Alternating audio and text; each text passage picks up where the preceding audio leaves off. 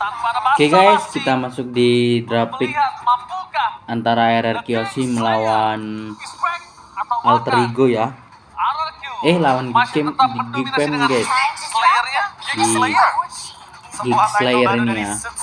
Apa King Slayer ataupun Geek Slayer ini guys. Kembali seperti di minggu yang awal.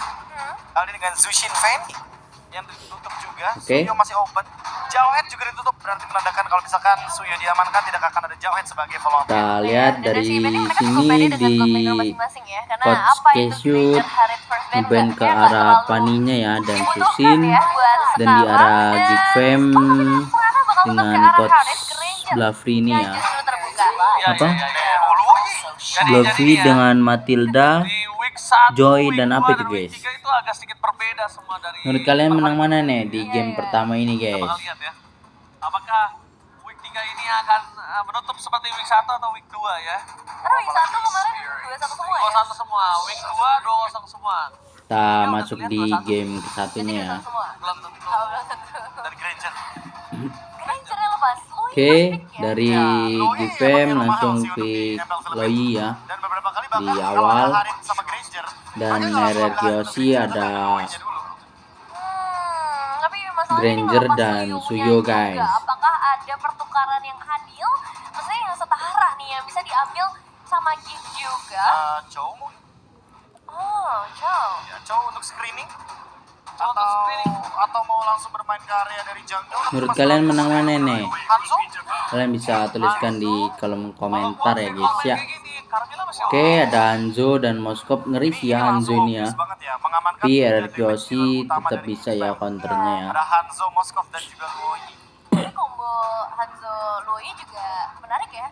Untuk bisa kita lihat dari Pinnacle Ninja-nya, nanti bisa lebih luas area jangkauannya. Dan escape-nya jadi lebih gampang. Udah pasti sih. Dan sekarang Oke, Valentina dengan Valentinanya Rins. ya kalau seandainya nanti RRQ akan tertuju kepada Lucas. Wah, kita lihat ya. Valentina mereka bukan, dan ini romernya juga masih belum diketahui oleh kita posisinya apa ya. Ini anggapannya kalau misalkan untuk awam melihat Valentina begini ya emang cuma untuk ngejawab bagaimana kehadiran dari Luoyi. Sama-sama punya teleportation nantinya, sama-sama fair. Tapi di sisi lain kalau misalkan tujuan dari pick Valentina ini adalah biar nantinya kalau seandainya butuh pick Lucas dari RRQ, mereka nggak bakal takut karena Valentinanya ada di tim mereka sekarang. Oke, langsung band ke arah Harit dan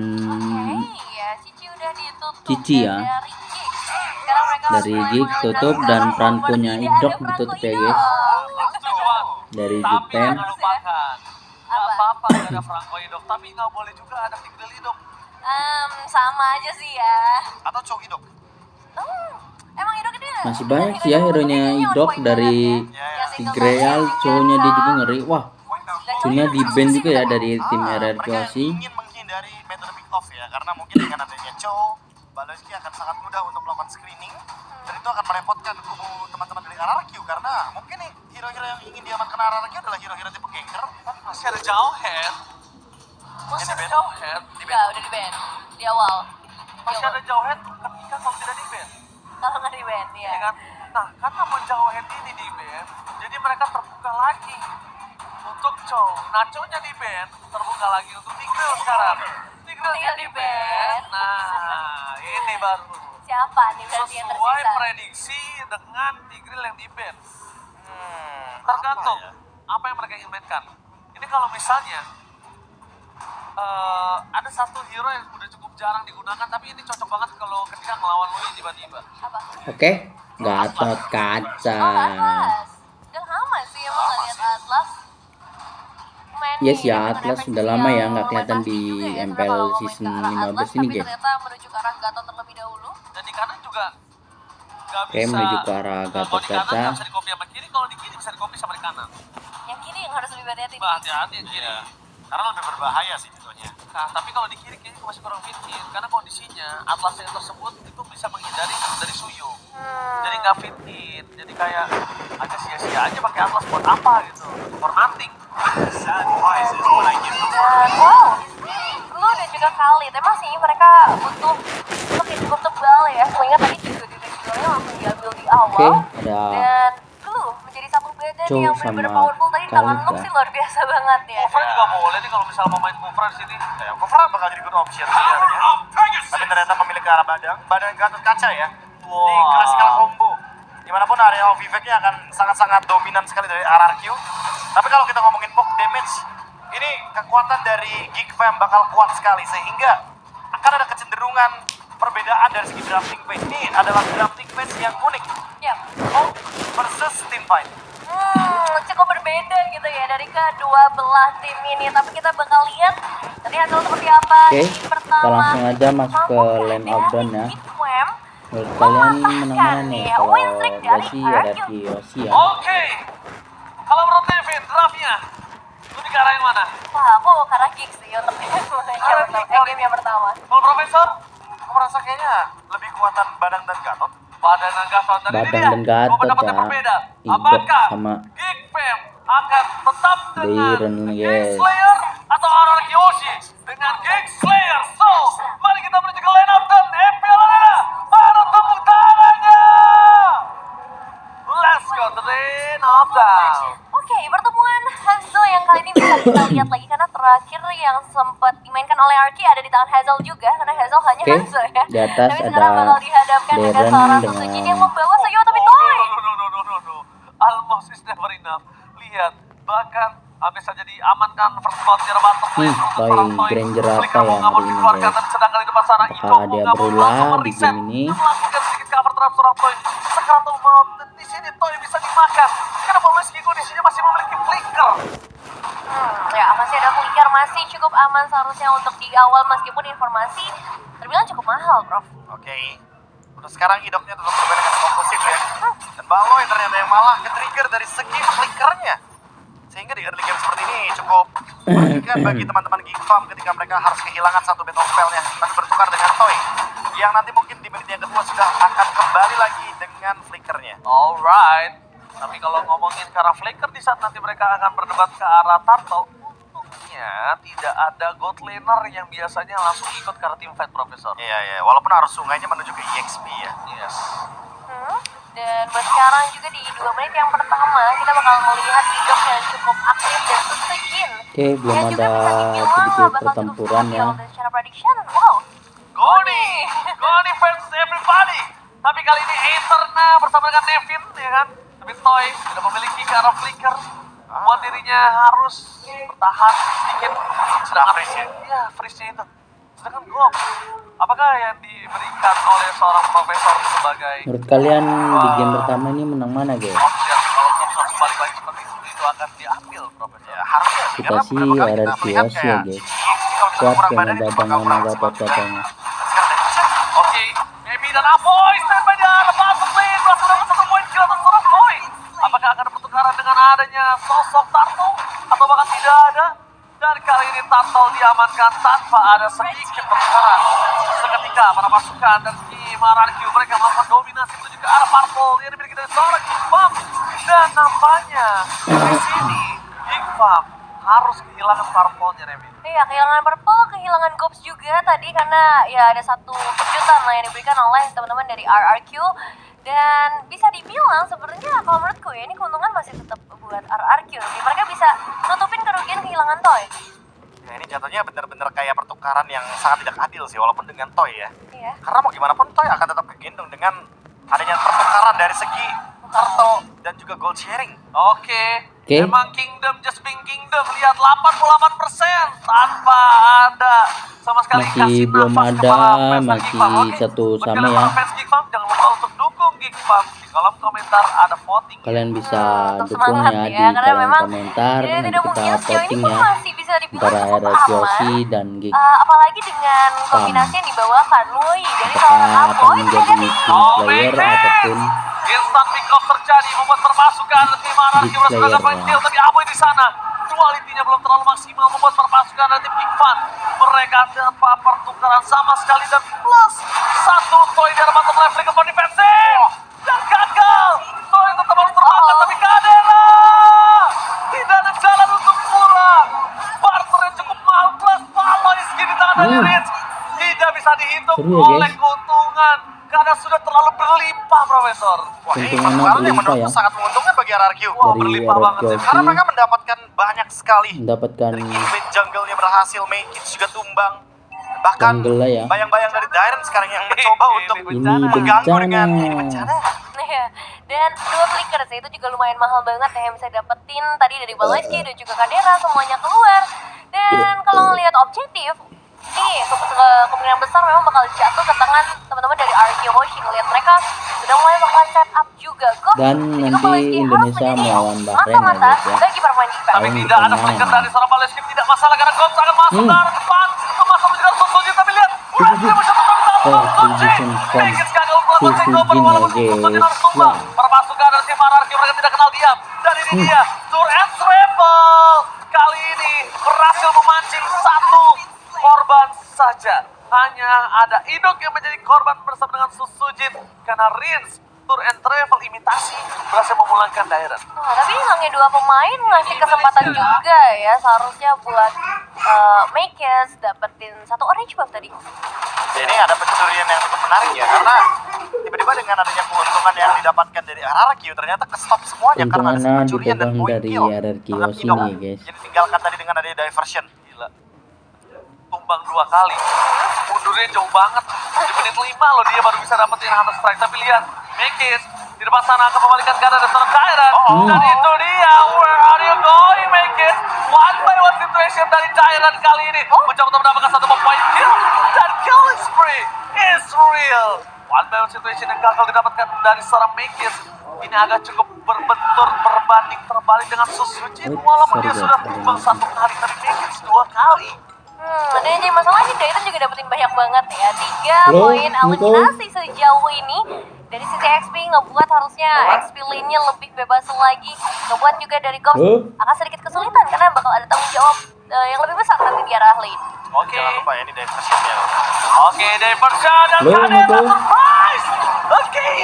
Itu Iya, dia. Bude. Imitasi dari Bapaknya Rizzo lagi and itu. Trevo Salat, Bude, yang nanti tak berhasil sampein. membawa Dairen ke arah bottom lane. Pertukaran bakat Iya, Bude. tidak akan terjadi. Iya, Bude. Ya. Para pasukan dari RRQ Jalan. akan dengan sangat cepat sehingga menuju ke arah turtle ketika ombak sudah mulai bergetar. Ya, ini setupnya Oke, tepat sorry ya banget ya guys ya, timingnya. ada nelpon tadi. Gak ada Moskov di landing jauh, otomatis Oke, harus sekarang terlebih dahulu. seru Di juga bagian ya mid lane juga nonton bakal dulunya. dikuasai sehingga turtle akan semakin lebih mudah.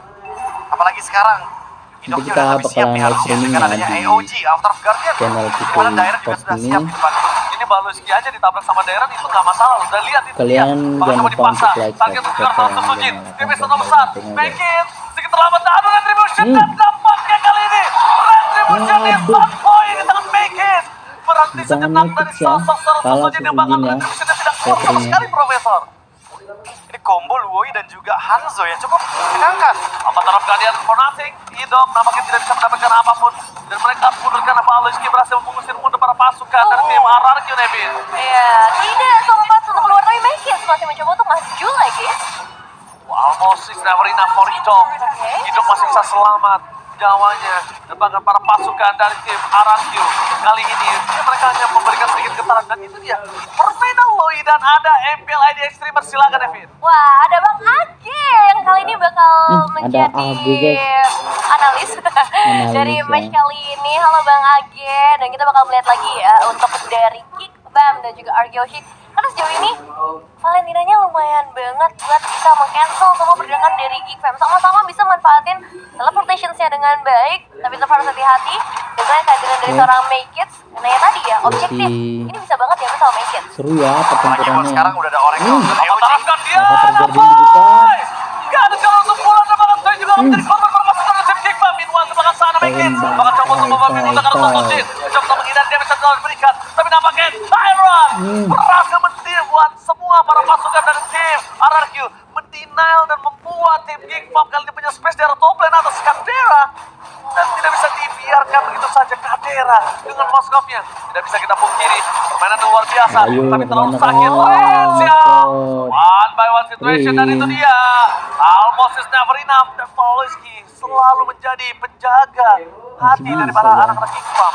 Ya, tapi itu nice move juga ya dari seorang Rens yang dari tadi bisa memaksimalkan semua IMU-nya dengan sangat baik. Dan sekarang kembali lagi objektif sudah mulai muncul Prof. Kabir. Wah, ini kalau ngomongin objektif word ya, apalagi habis ada pencurian barusan. Harusnya mungkin bisa diulang kembali sih, diversion dan juga Pinnacle Ninja ya. Dengan tujuan nanti Hanzo-nya akan lebih aman untuk make it mendapatkan retribution point. Tapi gimana caranya untuk bisa menciptakan ruang dan menemukan bush yang tepat? Karena kalau misalkan udah ketahuan sama movementnya RRQ gitu kan, pasti bakal di stop duluan make it-nya biar bayangannya dihancurkan. Dan sekarang Rins, Nevin, kalau menurut aku, kalau dia copy ke arah sosok seorang Loi, dia harus cari sih di mana Moskov atau Lord. make it. Langsung dipegang dari arah Jaki tanpa ada counter cari serangan sih. aja. Kalau enggak bahaya banget. Lihat digerogotin kayak gitu. Dapetin ke arah atas dan sekarang Suzujin. Oke, Mekis sedikit terlambat. Mereka mencoba untuk mendesak belakang Dairon. Satu-satunya bakal coba dihajar seorang Mekis, tapi nampaknya tidak peduli. Mekis tetap dihajar dan Gong menangkap ke arah Igo. Udah ke arah belakang adalah semua jawaban, tapi Rin Ayo kamu mau kemana Happy kamu birthday. Musab? Tidak ada tombak kali ini membuat Kadera terbelakang satu dan itu dia Mata dan Sonata menutupkan seorang Kadera. Rin, what a play from Rin. Restore and travel benar-benar membuat Kadera kali ini gak bisa berbuat banyak, Devin. Ya itu move yang bagus banget. Bahkan Cadera dipaksa untuk ngebuka flickernya juga. Mahal banget, hilang satu pemain. Tapi tetap cara defensif dari Geek Fam, mereka bakal sedikit kesulitan dan mencoba untuk counter karena Riz. Oke, Rin bakal coba dimakan begitu saja. Insta pick up terjadi. Palos kira bakal Isong bakal coba dimakan dari sangat pelan-pelan. Dia bisa menunduk kembali karena Palos kita mendapatkan sosok point kill yang penting. Riz dan juga Idok. Jadi pertukaran atas Palos kita bisa juga Idok gak masalah, gak masalah. Gak masalah ya. Tapi tetap ya untuk Lordnya ini hanya nge-trigger passive turret aja masih bisa dihentikan dan bakal ada sedikit pergerakan Mekis. Dairon kembali lagi menjadi ujung tombak, tapi diselesaikan dengan sangat cepat. Dan itu dia sebelnya ke arah sosok dari Hanzo yang sekarang. Mau gak mau bayangannya memang harus ditumbangin. Gak bisa dicari ke belakang ya. Nggak bisa, emang harus dihancurkan secepat mungkin ya. Kalau bisa dibikin benar-benar sampai habis HP-nya, Nevin, biar nanti pas ketika balik ke tubuh aslinya dia benar-benar low HP. Iya. Tapi masalahnya sekarang dari RRQ mereka punya area yang luas banget ya, dan mereka bakal coba untuk berikan gangguan. Tapi Mekisnya tadi hampir juga mencoba untuk ngasih pressure ke arah Riz di bagian belakang. Oke, Mekis emang bakal cukup bersinar dengan attitude yang dia miliki. Tapi ini udah mulai memasuki menit ke arah 12, Devin. Ini gak baik untuk mereka kalau kehilangan kembali satu yang harus dimiliki. Dan battle emote, tadi kita udah lihat banyak battle emote. Jangan sampai kalian lupa mau pakai ini bencana juga boleh untuk ngeledek-ngeledek orang. Lumayan langsung soal di rank ternyata ya. Ini Iya, bencana aku ya. juga punya. Punya? Iya. Baik-baikin gua kan lo. Masuk karena 12 menit yang pertama ya, secara area memang ini menguntungkan banget buat RRQ karena mereka bisa invasi lebih dalam. Tapi di sisi lain, Kick, mereka punya Moskov sih, jadi split push atau lane jauh di bagian bottom lane ini mungkin bisa jadi target selanjutnya dari seorang Cadera. Jangan lupakan Loi juga sih, Nevin. Ini efek diversionnya akan sangat merepotkan sekali ya. Karena bisa memberikan teleportation untuk Moskov juga, entah untuk Hanzo-nya juga. Atau bahkan Geekfam ketika dalam keadaan yang nanti mungkin 50 tahu. mereka bisa membalikan keadaan dengan cepat hanya dengan satu defense saja dari Aboy. Oke, Aboy sama Mekis bakal coba untuk bersinar. Target utama mereka adalah Rin. Terus jadi kami menutup jalan dan para pasukan dan RRQ membalikan kembali karena The Palos yang menjadi target utama mereka. Where are you going, Baloy? Dan lihat poin kill yang sekarang Toy supaya Sky Pistolnya makin lebih menyala, Bang. Wah, ini kehilangan Baloy di waktu Lordnya juga udah mulai terspawn. Berarti mereka paling bisa mengandalkan Mekis dan juga Aboy ya untuk melakukan steal. Gopsi. Menurutku Gopsi ini menjadi poin penting sih, Nevin. Ya, dimana knock out bisa aja dilakukan, tapi kuantitasnya mereka lebih sedikit dibandingkan RRQ. Tapi lihat Nevin di depan sana, Mekis Sakaratul mau terbakar bahkan setelah Sentino. Dan untuk nowhere Dairon berhasil memancing Kadera dengan flickernya. Jadi pertukaran dari Dairon dengan flickernya masih worth it total. Tapi mereka dapat Rin sih, itu jadi satu poin plus juga buat Geek akhirnya nih. Bisa nge-shutdown karena Rinsnya. Dari tadi Rins lo ditargetin. Dari Baloyski, dari Gops, dari sosok seorang Mekis. Kadera doang yang ya udah siapa aja di depannya dibantai. Ya pasti ya, damage dealer utama ya. Mau nge-kill siapapun dia bisa, mau nge-deliver damage ke siapapun dia juga kuat. Udah ada Demon Hunter Sword juga soalnya. Dan kali ini dengan adanya Malefic Gun akan membuat Cadera semakin lebih leluasa lagi dengan jarak yang lebih jauh untuk bisa memberikan damage. Tapi Lord bergerak dari bagian top lane. Geek Fam harus mempertahankan base mereka. Bergeser ke mode defensif. Dia menciptakan ruang. Oh, Mekis! Surprise ternyata di cover dengan sangat sigap. Ternyata invasi yang bakal Nevin. Wah, masih cukup aman ya buat RRQ. Tapi itu satu move yang ingin dicoba pastinya oleh seorang Megas. Dan masalahnya sekarang bergeser ke mode defensif. Lord sudah mulai berjalan dari area top lane dan RRQ Hoshi masih membawa 5 pemain mereka. Megis kembali lagi, satu ke arah belakang. Stiker ini bencana. Para mata sudah siap standby di arah kanan dan juga bermasuk ke arah tim RRQ. Mereka siap menuju ke depan menerapkan dia. Katera! Langsung disangka memutar masuk ke arah tim. Gekop gak punya daya dobrak. Mereka kehilangan power dari damage-nya. Dan bahkan Megis gak bisa melawan Rincia. What the flame from Rincia. Fokus mendapatkan satu point kill. Tapi tanpa ada Sosoji dan juga Toy, mereka gak bisa masuk lebih dalam dan tidak bisa melakukan endgame. Nampaknya gerakan dari Rincia kali ini agak terlalu sedikit barbar karena pertukaran dipanggil. Biasanya berani flicker ke depan dan masuk itu adalah barbar dengan adanya endgame. Apakah itu berhasil mereka lakukan, Nevin? Ya, masalahnya masih ada 3 pemain dari RRQ Hoshi dan masih ada 3 pemain Ada dari Paloy. Satu tembakan terakhir habis saja meledakan Sky Bishop dan Kosa menjadi korban selanjutnya. Dan belum ada lagi yang bisa didapatkan dari itu dia Daira. Kadera is coming, Captain pun terjadi, Kadera versus everybody, playing for defensive, dan ternyata Sosoji dibalikan kembali keadaannya. Terlalu terburu-buru dari tim RRQ, Nevin. Ya, nice move dari Cadera ya. Satu Spear of Destruction yang akhirnya bisa nge-follow up damage-nya. Tapi ini never ending fight dari kedua belah tim yang benar-benar haus atas kemenangan. Dan RRQ Hoshi gimana nih, bro? Ya itu yang pengen dicari sih sama Geek Fam.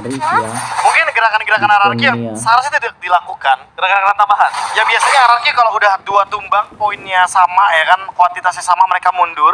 Yap. Mereka reset dulu, ternyata mereka melanjutkan team fight. Dan ternyata berhasil dipancing nih oleh Geek Fam. Perbedaan goldnya dengan Lord tadi, walaupun mendapatkan 3 base turret, tapi hanya di angka 1.600 gold lead. Kadera masih ngelit loh. Jadi nggak terlalu jauh sebenarnya Nevin. Keuntungan tadi kayak jadi keuntungan yang kayak lewat begitu aja, kayak jadi angin lewat aja. Ya, dan mereka berarti harus mulai dari nol lagi nih. Dan masih ya kalau ngomongin ke arah objektif, Geek Fam punya chance yang sama besarnya. Nggak peduli mereka kehilangan base turret cukup banyak, tapi mereka bawa motor dan Hanzalui ini dia combo yang mungkin bakal mengirim Matrix nanti langsung ke bagian depan. Oke, tapi diinformasikan harusnya para pasukan dari tim RRQ. Lihat Balanski mundur ke arah belakang dan jadi target utama dengan nama terapkan dia masih bisa selamat. Kadera is coming, tapi Sosoji udah tumbang terlebih dahulu tanpa following up damage. Memutar masuk ke arah tim RRQ, mereka membalikan kembali ke arah dengan adanya Ito dan Rincia. Kali ini terperangkap di sana. Kadera still survive. Kau berhasil mendapatkan satu yaitu Ido, tapi nampaknya masih belum cukup damage untuk bisa menghentaskan seorang Ivo. Ido kali ini belum bisa dituntaskan dan Ido membalikan kembali keadaan. Target utamanya dan gol meledak. Astagfirullah untuk seorang Toy. Rin standby mencari di mana Megis berada. Terdeteksi Megis. Always double kill, looking for triple kill. Dapat pasukan dari tim Geek Fam. Mereka tersisa Megis dan Media from Toy. Ini bencana. Tim RRQ berada di garis depan. Wipe out yang tidak bisa terlalu lama karena satu seorang habis hidup kembali dan amat terhadap gantian dengan soundnya no way. Sang Raja berhasil mendapatkan game yang pertama. The Geek Slayer menunjukkan taringnya. Itu dia, game pertama RRQ Hoshi yang masih bisa bertahan dengan sangat luar biasa. Sedikit mistik bukan menjadi masalah karena ternyata untuk finishing team fight di area Lord berhasil mereka menangkan. Semua berkat Idok yang masih survive ketika dia ditunggangi oleh Gops. Dan ternyata tidak ada yang mukulin ke arah Gopsnya. Bahkan slam-slamnya pun dilewatkan begitu saja. Dengan tujuan biar nantinya Gops tidak bisa melakukan spam terhadap slam-slamnya. Wah, ini cukup disayangkan sih melihat dari Geek Fam mereka nggak mau mundur. 3 pemain tersisa tapi mereka masih ingin memaksa, ingin dapetin karena Lord dengan Lord harga mati. Tapi malah mereka yang harus mati di game pertama. Tapi jujur ya, ini mereka itu satu suara. Kenapa gue bilang satu suara? Lihat gak ketika Toy berada di kondisi yang gak baik tadi?